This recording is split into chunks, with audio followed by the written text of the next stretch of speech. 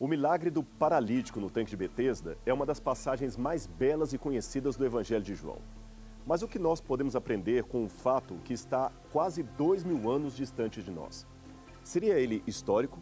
Pode a arqueologia contribuir para o seu entendimento? O tanque de Betesda, esse é o nosso assunto hoje, portanto não sai daí, porque o programa Evidências está só começando.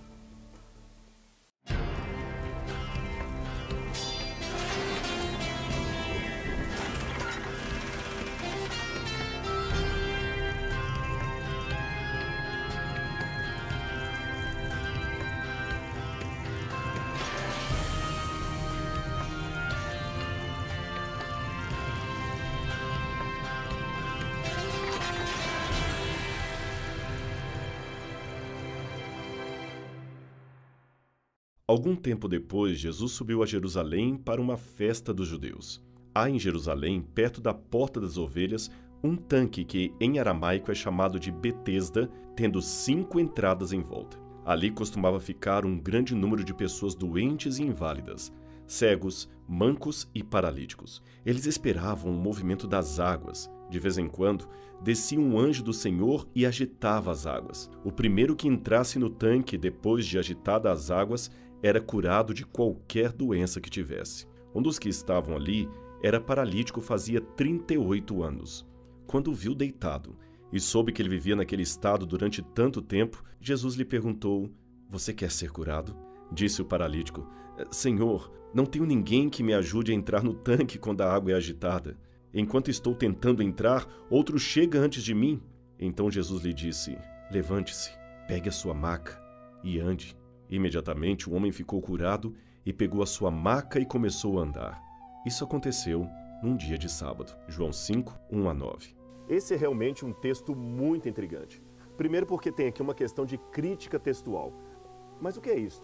Crítica textual. Infelizmente, nenhum original da Bíblia sobreviveu até nossos dias. O que temos são cópias manuscritas que perfazem mais de 5.500 manuscritos apenas do Novo Testamento grego. Alguns estão mais completos, outros bastante fragmentados. Assim, o levantamento feito para se recuperar a forma original do texto envolve muitos especialistas e exaustiva comparação dos manuscritos que possuímos. Pois bem, acontece que tem uma parte do texto, aquela que diz de um anjo que vinha e agitava as águas, que não está nos melhores e mais antigos manuscritos de João. Tudo indica que esta foi uma anotação textual ou um acréscimo feito posteriormente pelo que não foi escrito pelo próprio João, mas por um copista tardio. Esta é a parte que eu estou falando. De vez em quando, descia um anjo do Senhor e agitava as águas. O primeiro que entrasse no tanque depois de agitadas as águas era curado de qualquer doença que tivesse. Somente no 5º século é que essa parte aparece pela primeira vez num palimpsesto, isto é, um texto que foi apagado e reescrito, algo, enfim, muito difícil de ler. Pode olhar que em algumas versões da Bíblia, esta passagem ou este trecho de João está entre colchetes, indicando que ele não fazia parte do texto original. Mas por que algumas Bíblias ainda a apresentam? É porque ainda existe uma possibilidade mínima de que esses trechos disputados sejam talvez autênticos. Não podemos dizer, para além de qualquer dúvida, que seja 100% a certeza de não serem verdadeiros. Embora, como eu disse, nesse caso a chance maior é de que ele não seria uma história real. Assim, entre o risco de mutilar as escrituras ou deixar anotado um verso cuja originalidade seja suspeita, a segunda opção se torna mais lógica. Ademais, são trechos em que não há nada, eu digo nada, que contradiga necessariamente as demais passagens das escrituras. Portanto, não há problema em que estejam ali, desde que assinaladas por colchetes. Mas por que esse trecho teria sido acrescentado ao texto de João? Provavelmente, o manuscrito acrescentado pode ter sido originalmente um comentário marginal que começou a ser anotado nas cópias seguintes do Evangelho de João. Isto na tentativa de fornecer um esclarecimento para o motivo pelo qual a água do tanque de Betesda se movia ou era agitada de tempos em tempos. A redação original, apesar de não trazer nenhuma explicação a esse respeito, parece exigir uma. Então, posteriormente, a nota deve ter sido incorporada por copistas ao texto do quarto evangelho, popularizando-se nos manuscritos bizantinos e no Textus Receptus, que foi um texto grego preparado por Erasmo de Roterdã.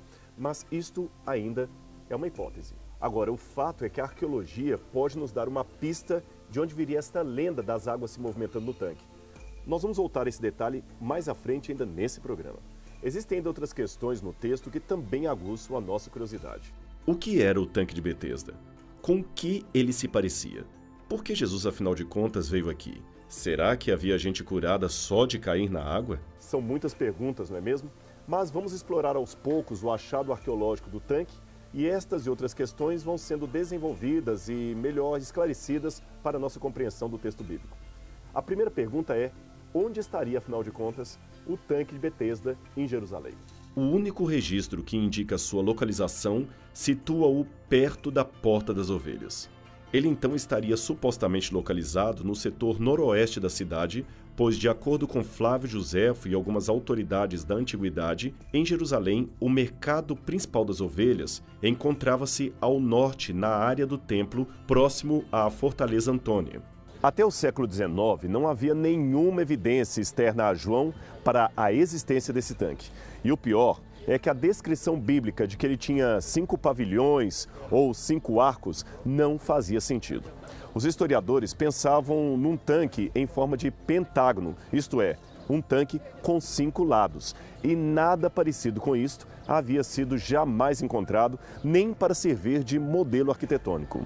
Mas em 1888, algumas escavações foram feitas para reparo aqui desta igreja de Santana, que data do ano 1138, uma das mais antigas ainda preservada e que fica dentro do bairro muçulmano, aqui na cidade velha de Jerusalém. Foi o professor e arqueólogo Conrad Schick que esteve à frente das escavações que acabaram encontrando por acidente uma série de escombros antigos que seriam posteriormente reconhecidos como o tanque de Betesda. O professor Schick desenterrou a área total dos escombros até o nível romano, descobrindo 2 grandes tanques com 5 pórticos e numerosos fragmentos de colunas e captéis, tudo isso em estilo romano, mas, evidentemente, um pouco mais recente do que a época de Cristo. Havia degraus empinados em forma de aspiral que conduziam à parte de baixo, onde encontravam-se os tanques. As escavações continuaram em 1930, revelando que o tanque original tinha, de fato, 4 colunatas em torno das suas bordas e uma em seu meio. Esse achado foi muito importante porque você se lembra do que dissemos sobre o tanque ter 5 pavilhões ou 5 lados, de acordo com o Evangelho de João? Pois bem, os exploradores buscavam um pentágono, quando na verdade deveriam pensar nisto. Vê? 5 pavilhões. 1, 2, 3, 4, 5. Exatamente como dito no Evangelho de João. Aqui as escavações demonstraram que havia uma série de colunas abertas por um telhado fazendo 5 lados ou 5 pavilhões, se incluirmos o pavilhão do meio. Interessante que a palavra grega para tanque que aparece no Evangelho de João é columbetra. Columbetra seria melhor traduzida por piscina. Logo, não era um tanque para armazenar água, mas um tanque para banho, onde as pessoas pudessem mergulhar nele.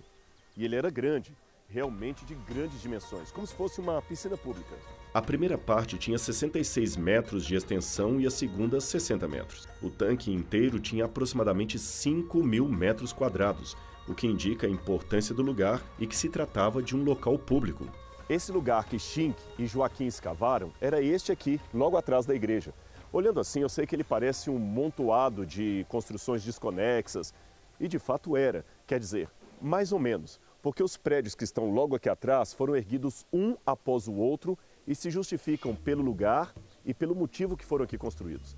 Mas para você entender melhor isto, eu tenho que falar um pouco de estratigrafia. Não se assuste com a palavra, é fácil de entender. No passado da humanidade, era comum que construções viessem sobre outras construções mais antigas. Imagine um lugar que se tornou centro religioso por alguma razão qualquer. Um milagre junto a uma fonte seria um bom exemplo. Pessoas começam a vir até ali para fazer culto e, com o passar do tempo, um santuário é erguido, usado e depois destruído por causa das guerras, terremotos ou a simples ação do tempo. Então, uma geração seguinte ergue um novo edifício de culto em cima daquele que agora estava em escombros. Novamente, o processo se repete e outro templo é erguido sobre os escombros do último edifício, e assim por diante. Com o passar do tempo, duas coisas vão acontecer. O nível do solo vai subir e os arqueólogos terão de quebrar a cabeça para encontrar na escavação os vários estágios de ocupação daquele lugar. Você entendeu o processo? Pois é exatamente o que nós temos aqui. Veja, lá embaixo está o nível do solo da piscina mais antiga, que data da época de Cristo. Agora, veja quanto acúmulo de terra e escombros nós temos por cima, 30 metros. Então lá embaixo, 30 metros abaixo, está a rua que pertenceu aos templos de Jesus. Agora, lá em cima está a rua da Jerusalém atual, com a famosa Via Dolorosa. Agora, vamos que eu quero mostrar para você outras estruturas que foram construídas aqui, uma por cima da outra. Vem comigo. Essas colunas que você vê aqui, com uma cruz no pé de cada uma delas, e aquele resto de construção ali, seria uma igreja católica construída na época dos cruzados, quando os cavaleiros cruzados vieram para Jerusalém. Agora, se você me acompanhar mais abaixo aqui, alguns metros mais abaixo, nós temos aqueles arcos que pertencem a uma basílica do quarto século chamada Igreja de Santa Maria. Essa basílica já é do período de Constantino, bem mais antiga do que a que está aqui em cima. Aqui você pode ver os arcos que a sustentavam. Ao que tudo indica, ela foi destruída pelo ataque dos persas em 614 d.C. E foi apenas isto o que sobrou dela. Há mais dois achados que confirmam ser aqui o tanque de Betesda. O primeiro é a lápide de um diácono anônimo, possivelmente do terceiro século, que refere-se a esse lugar como sendo a piscina probática. E o outro é de um patriarca chamado Sofrônios, que testemunhou a destruição dessa igreja do quarto século, e ele disse que esta igreja também era chamada de igreja probática. E por que o nome probática reforçaria o fato de ser aqui o tanque de Betesda? Probática vem do grego probaton, que quer dizer ovelha.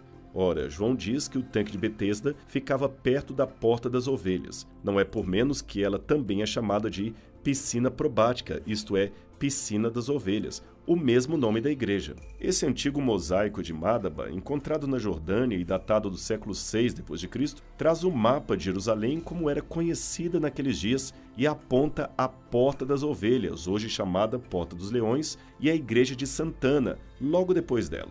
Isto ajuda a comprovar a sua antiguidade. Então, só para fixar para você, aqueles arcos que ficam lá embaixo sustentavam a basílica do período de Constantino, isto é, construída no quarto século e que depois foi destruída, fazendo com que outra igreja, aquela dos cruzados, fosse construída mais acima dela. Eu sei que você deve estar se perguntando ansioso, ei, mas onde está a piscina do tempo de Jesus? Onde está o tanque de Betesda? Espere mais um pouco que eu vou mostrar para você ainda nesse programa. Mas antes eu preciso te apresentar algo que chocou os arqueólogos. Está logo ali, embaixo da Igreja dos Cruzados, são aqueles arcos que você pode ver ali. Estes arcos eram os restos de um templo pagão dedicado a Serapis ou a Asclépio, também chamado de Esculápio, o deus da medicina. E o pior é que ele já tinha alguma influência aqui nos dias de Jesus. Mas como assim? Um templo ou culto pagão em Jerusalém nos dias de Cristo?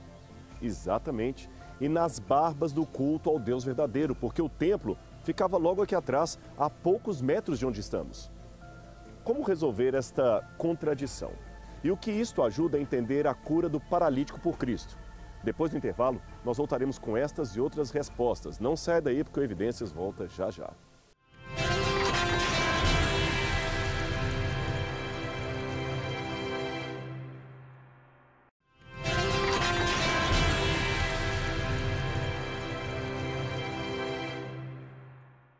Voltamos com o programa Evidências e a questão do culto presente na cidade de Jerusalém e sua influência já nos dias de Cristo. Como entender esse mistério?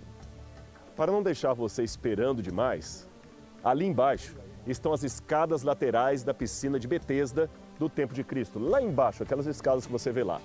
Você se lembra que eram duas piscinas conjugadas, não é mesmo? Pois bem, a que vemos lá embaixo é a piscina sul. E as escadas que você vê evidenciam que ela era larga o bastante para embarques e desembarques de pessoas, indicando que era de fato um mikvet, isto é, uma piscina de purificação para as pessoas terem acesso lá no templo. Veja que as escadas dela são arquitetonicamente muito parecidas com as do tanque de Siloé.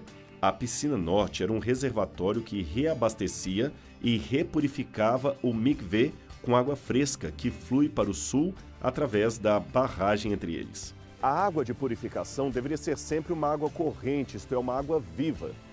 E por que uma piscina tão grande? Ora, imagine que Jerusalém ficava apinhada de peregrinos durante as festas religiosas, especialmente a Páscoa. Joséfo fala de 2,5 milhões de pessoas que vinham anualmente visitar o templo e oferecer sacrifícios. Ainda que soe exagerado, tal número não era uma realidade impossível. Isso aqui, então, ficava repleto de judeus de todos os lugares, de Roma, de Atenas, de Babilônia, da Síria. Deveria ser uma grande concorrência de peregrinos. Aí, possivelmente, veja, isto é uma hipótese. O fato dos sacerdotes abrirem o canal d'água e fecharem deveria provocar algum movimento incomum na água e uma suposta cura já seria o suficiente para todo mundo começar a dizer que o ato de entrar nas águas de Betesda produzia milagres. Pronto, estava feito o terreno e o cenário perfeito para começar uma histeria coletiva de pessoas buscando curas sem ao menos se preocupar com a legitimidade ou não desses atos. E testemunhos, é claro, deveriam ser dados, histórias de milagres, deveriam envolver e rodar de ouvido em ouvido. Betesda, então, ficava lotada de pessoas querendo ser curadas. Aí, a informação de João começa a fazer sentido. Ele diz que o tanque se chamava em aramaico e hebraico Betesda, que quer dizer Casa da Misericórdia. Ora, isto é um indício que já havia naquele tempo alguma relação do lugar com a misericórdia, não do Deus de Israel, mas de outro, talvez mais popular na época, o deus Asclépio, que os romanos chamavam de Esculápio. Existem várias versões para o seu mito, mas as mais correntes o apontam como filho de Apolo, que seria um deus, e Coronis, uma mortal. Ele teria nascido de cesariana após a morte de sua mãe e levado para ser criado pelo centauro Quiron, que o educou na caça e nas artes da cura. Aprendeu o poder curativo das ervas e a cirurgia e adquiriu tão grande habilidade que podia trazer mortos de volta à vida. Seu culto disseminou-se por uma vasta região na Europa, pelo norte da África e pelo Oriente Próximo, sendo homenageado com inúmeros templos e santuários que atuavam como hospitais. Eram mais de 400 templos a Asclépio, espalhados por todo o Império Romano. Foram identificados centenas de santuários antigos de Esculápio em toda a orla do Mediterrâneo e da Europa Ocidental. E ao que tudo indica, aqui em Jerusalém também havia um, já nos dias de Jesus. Asclépio era cultuado pelas legiões romanas devido ao estado bélico desse império. Os soldados moribundos, então, durante a guerra, apelavam para a clemência desse deus médico, a fim de que pudessem sobreviver às ferocidades das batalhas, fato este comprovado posteriormente pela sobrevivência do culto mesmo após a destruição da cidade no ano 70 d.C., onde a população de Jerusalém teve 50% dela assassinada pelos legionários e a parte restante entregue aos jogos de gladiadura e escravidão. Relatos históricos confirmam ainda que aqui provavelmente funcionava um culto pagão a Esculápio. O seu processo envolvia passar uma noite inteira no templo e tomar banho em suas águas sagradas. Em Pérgamo, havia um templo-hospital de Esculápio para tratamentos psicoterápicos. Os pacientes tinham de sentar em torno de uma fonte d'água sagrada e beber dessa água e depois atravessar um túnel de 300 metros de água corrente. Eu sei que é difícil acreditar, mas Jerusalém era um sinal visível de contradição, porque eles eram tão rigorosos com a lei, mas ao mesmo tempo tão laços contra as coisas realmente pecaminosas. Não é à toa que Jesus falou dos fariseus de seu tempo que coavam um mosquito e engoliam um camelo.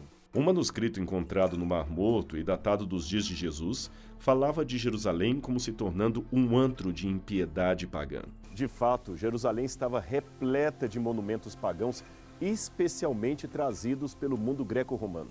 Só para você ter uma noção, Herodes tinha feito um teatro romano, um hipódromo para corrida de cavalos, um complexo esportivo romano, banhos romanos e a fortaleza romana de Antônia, que ficava perto aqui do tanque de Betesda, ali nas bordas do Templo de Jerusalém. Nesse caso, o tanque de Betesda, ou a Casa de Misericórdia, não era absolutamente um local judeu, mas antes uma instalação greco-romana afiliada a Asclépio, o deus da cura e da medicina. os responsáveis pelo culto pagão acrescentaram cisternas, bancos nas salas cobertas e possivelmente um altar para sacrifícios. Aliás, uma dessas cisternas da época romana pode ser vista aqui e tem água dentro dela. Você quer conhecê-la? Então vem comigo.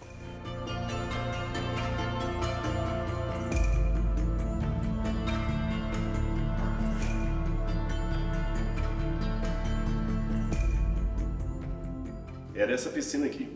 E como você vê, era um verdadeiro santuário para curas sob a proteção de Esculápio e Serapis.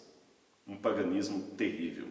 Jesus deve ter ficado muito triste quando veio aqui em Betesda e viu toda aquela gente mergulhando no paganismo.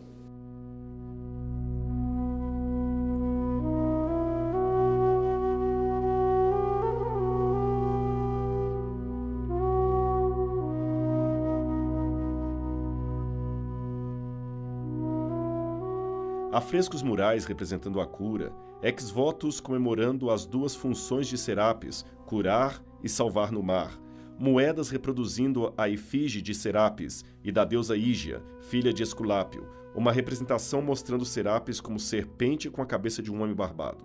Tudo isto foi encontrado no local. O curioso é que essa piscina foi construída para uma função completamente diferente desta. Aliás, ela era abastecida por uma fonte que já existia aqui nos tempos de Salomão. O fato de se chamar piscina probática, isto é, piscina das ovelhas, talvez leve alguns a pensarem que aqui se lavavam as ovelhas que iriam ser sacrificadas no templo, mas, por alguma razão, o local passou a ser um tanque de purificação judaico e, depois disto, um lugar de curas feitas por um deus pagão.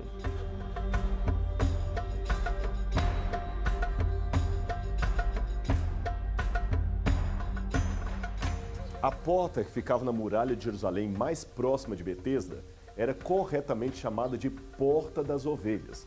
A real função ou finalidade dessa porta ainda não sabemos, mas o indício maior aponta para a possibilidade de que a Porta das Ovelhas seria uma porta menor, a menor entre as 12 portas de Jerusalém, porque ela não seria feita para a passagem de homens, e sim das ovelhas, que vinham de Belém para serem lavadas aqui no tanque de Betesda e então apresentadas ao sacerdote lá no templo. Essa, aliás, foi a primeira porta restaurada por Neemias no 5º século a.C.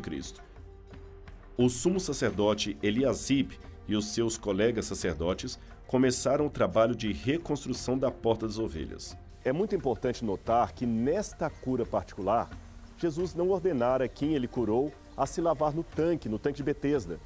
Isto foi bem diferente da ordem que ele havia dado ao cego para ir se lavar no tanque de Siloé. Você vê isso em João capítulo 9, versos 6 e 7. Você se lembra do tanque de Siloé, não é mesmo? Vamos recapitular no mapa os dois tanques. O primeiro, o tanque de Siloé, servia para os peregrinos se purificarem antes de comparecer ao templo. Já o segundo, de Betesda, parece ter perdido essa função. Portanto, parece que enquanto o tanque de Betesda aqui era um lugar pagão para Asclépio, o tanque de Siloé estava mais ligado ao Templo de Jerusalém. Claro, Jerusalém era o centro religioso para os judeus de todo o mundo, e nos dias de Jesus também era assim. Mas, de igual modo, era um quartel para ideais helenizados. Lembrem, Jerusalém estava sob o controle dos romanos, e os sacerdotes pareciam fazer vista grossa para isso. Jesus cura aquele homem e lhe diz para ir e não pecar mais. Mesmo sendo fiel a Deus, ele estava, de certa forma, adorando ídolos por uma questão de desespero, de querer a cura custe o que custar, venha de quem vier. Mas este não é um método de Deus. Jesus realmente amou aquele paralítico. Ele o amou, o perdoou e o curou, mesmo ele estando quase se tornando um idólatra. Mas parece que o mestre conhecia naquele homem um coração sincero. Por isso, Jesus veio até aqui talvez para resgatá-lo. Resgatá-lo não apenas da sua ideia de pecado, mas também resgatá-lo do paganismo que estava afligindo muitas pessoas e eles nem estavam percebendo. Ainda relembrando esse episódio de Jesus em Betesda, a primeira coisa que deve ser dita é que devemos ter a consciência de que estas coisas do passado são um exemplo para que nós não caiamos nelas hoje. Quantos lugares aqui havia em Jerusalém e quantos lugares aquele paralítico podia estar? Ele poderia estar na casa, na rua pedindo esmolas, mas o interessante é que ele estava junto ao tanque de Betesda. esperando um milagre. Havia um desejo sincero por libertação. E nesse momento, mesmo que o local não fosse espiritualmente tão propício, a graça de Deus o alcançou de maneira extraordinária. E você, meu amigo? Já houve vezes que quis ver um milagre acontecendo em sua vida, mas ficou acomodado? Eu acho que é momento de sair do comodismo. Mesmo diante das dificuldades, correr ao encontro de Jesus, corra atrás do milagre. Eu sei que é difícil, não é nada fácil. Sabe, a terceira coisa que às vezes deixamos passar desapercebida nesse relato é que, embora estando no lugar certo e esperando o momento certo, não é qualquer pessoa que vai nos ajudar. Nós temos que entender que temos que falar com a pessoa certa para as coisas acontecerem. E em termos de milagre, a pessoa certa é Deus, é Jesus. Agora, o interessante é que aqui deveria haver centenas, milhares de pessoas esperando uma cura, mas Jesus curou apenas uma. O que será que Deus viu naquele homem, numa história sem currículo, sem nome, mas que foi capaz de atrair Cristo para esse lugar? Eu não sei, mas eu tenho certeza de uma coisa: o que Deus realizou no passado, Ele poderá fazer no presente. Eu tenho certeza disso. O Evidências fica por aqui, mas não perca o nosso próximo encontro semana que vem, aqui na sua TV Novo Tempo, o canal da Esperança.